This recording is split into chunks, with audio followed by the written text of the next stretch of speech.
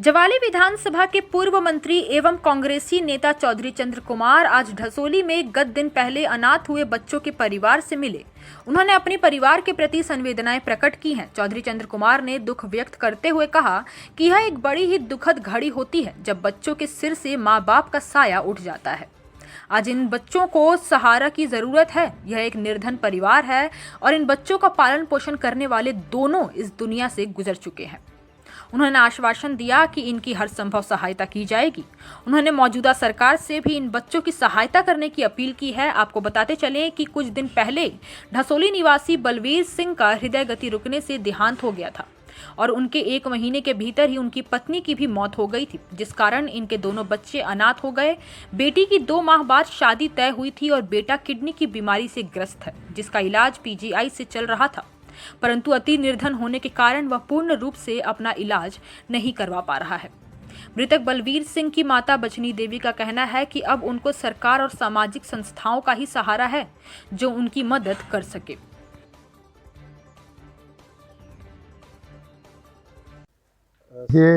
ये तो बड़ा दुर्भाग्य है कि बेचारे दोनों, इसका बाप भी और इसकी मदर दोनों जो है वो अकस्मात उनका निधन हो गया। और इसकी दादी जो है ये बेचारी इनकी देखभाल करती है और ये खुद जो इसके माँ बाप गुजर गए हैं, उनका ये बेटा है, ये पहले ही जो है वो किडनी एलमेंट से जूझ रहा है और पीजीआई में इसका ट्रीटमेंट चल रहा है। और पिछली बार जब मुख्यमंत्री जी ने जब जहाँ टूर किया था जवाली विधानसभा क्षेत्र में, तो ये लोग अपने पूरे डॉक्यूमेंट्स लेकर के जो है वो जवाली रेस्ट हाउस में गए थे कि ये किडनी एलमेंट से ये जो है वो नौजवान बच्चा जो है वो पीजीआई के ट्रीटमेंट में है और उन्होंने अपने सारे जो कागजात थे और जो दवाइयों के खर्चे वगैरह सारा बिल जो है वो वहाँ पर भेजे थे, लेकिन आज तक भी एक भी पैसा इस गरीब परिवार को नहीं आया।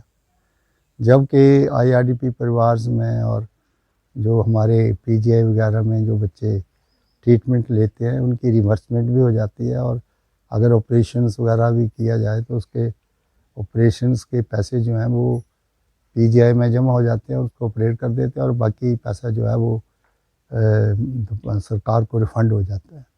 लेकिन इसकी उन्होंने ऑपरेशन नहीं किया है, इसको अंडर ट्रीटमेंट ही रखा है।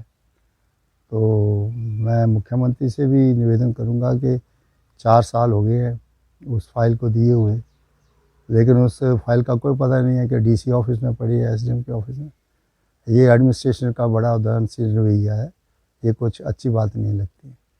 अब अभी इसके माँ बाप जो है वो गुजर गए हैं, नौजवान इसकी बहन है, उसकी शादी है, तो चलो उस स्कीम के तहत तो जब इसकी शादी होगी तो 50,000 रुपया जो है वो सरकार का एक प्रावधान है उसमें तो उनको मिल जाएंगे। लेकिन इमीडिएटली जो पीजीआई वगैरह में जाना पड़ता है उसके रिलीफ के लिए कुछ ना कुछ सरकार को इसकी मदद करनी चाहिए।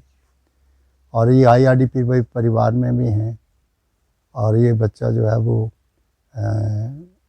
अंडर मैट्रिक है।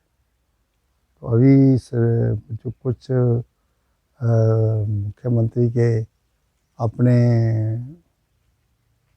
डिस्क्रिशनरी जो उनका अपॉइंटमेंट का रखा है उन्होंने कि ये स्कूलों में कोई part time teacher, part time. Himachal plus news के लिए राजा का तालाब से रशपाल सिंह सोनू की रिपोर्ट।